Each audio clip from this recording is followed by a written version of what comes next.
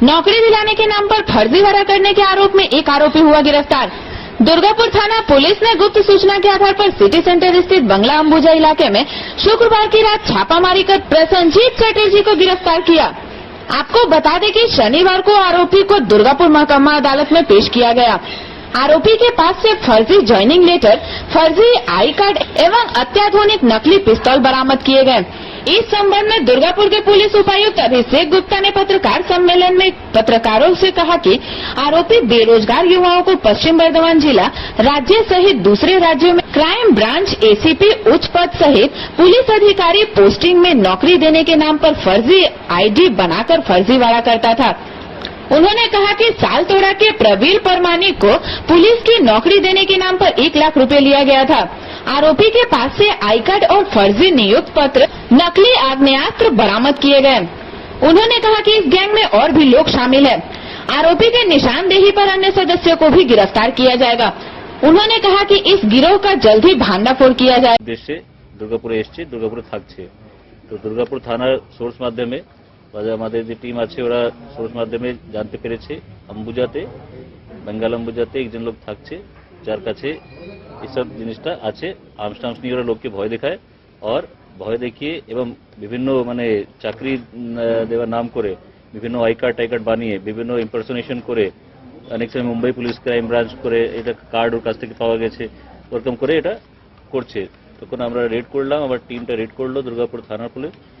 তারপরে দেখা গেছে একজন লোক আছে প্রসেনজিৎ চ্যাটার্জি, ওর বাড়ি আছে পুরুলিয়া।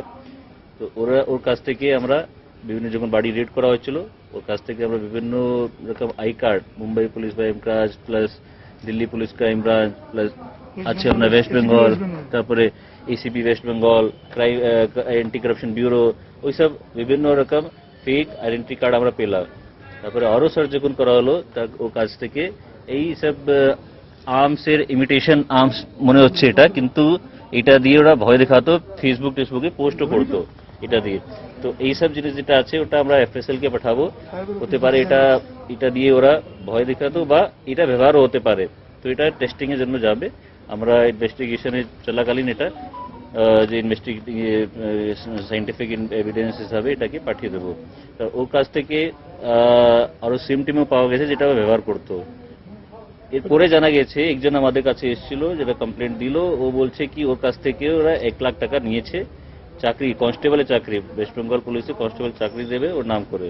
তো এরা যখন আমরা একে ধরলাম এরা কনফেস করলো। এর কাছ থেকে একটা অ্যাফিডেভিটও পাওয়া গেছে যেটা ওরা কমপ্লেনেন্টকে দিয়েছিল কি হ্যাঁ তোমাকে আমি চাকরি দেবো, 1 লাখ টাকা আমাকে দাও, রিসিভ আছে। তো প্রমাণ হয়েছে কি এরা এসব কাজ করছে। এর সঙ্গে আরো কি যুক্ত আছে কিনা বা পুরো গ্যাংটা কি আছে আর কিভাবে এরা আই কার্ড কিভাবে এরা বানিয়েছে, কোথায় থেকে বানিয়েছে সেটা আমরা ক্ষতি দেখছি। আমরা এরা পরিচয় বিভিন্ন লোককে অনেক রকম পরিচয় দিয়েছে। কাউকে বলেছে মুম্বাই ক্রাইম ব্রাঞ্চ, হ্যাঁ, কাউকে বলেছে আমি আইপিএস, কাউকে বলেছে আমরা এসিপি, কাউকে বলেছে আমরা দিল্লি পুলিশ থেকে এসেছি, এসিপি বলছে, কোনো বিভিন্ন জায়গায় এরকম করেছে দুর্গাপুরে। একটা প্রশ্ন আসছে যে উনি পরিচয় দিতেন মুম্বাই পুলিশের ক্রাইম ব্রাঞ্চ, না ওরা এটাও বলেছে কি আমরা মুম্বাই পুলিশে আমাদের রিক্রুটমেন্ট হচ্ছে, মুম্বাই পুলিশে দেবো চাকরি, এটা নেই শুধু ওয়েস্ট বেঙ্গলে দেবে। তোরা বিভিন্ন জায়গায় বিভিন্ন রকম বলতো, যেরকম লোক দেখতো কেউ কি বলতো হ্যাঁ এখানে তো তোমার হচ্ছে না তাহলে আমরা মুম্বাই পুলিশ, তোমার ইংরেজিটা ভালো তোমাকে মুম্বাই পুলিশে করে দেবো। কাউকে বলতো হ্যাঁ, এটা 6 মাস থেকে এখানে ছিল। अपडेट मिला है, एक लोग से हमको पता लगा है तो उसने बोला, और उसका जो एफिडेविट लेटर था वो भी हमको मिल गया है, मतलब प्रमाण हुआ है कि इसने पैसा लिया है। और उसने কার্ডগুলো স্যার আমাকে দিয়েছে অনিরুদ্ধ বরাট নাম একজন, ওনার চক্কর করে ফেসে গেছে। ওনার সাথে আসানসোলে দেখা হয়েছিল, আসানসোলে দেখা করে উনি বলেছিলেন যে তুমি যদি চাকরি করতে চাও আমি চাকরি দিতে পারি তোমাকে, তার জন্য তোমার 1.5 লাখ টাকা লাগবে। স্যার এই মুহূর্তে 1.5 লাখ টাকা দেওয়ার আমার ক্ষমতা নেই।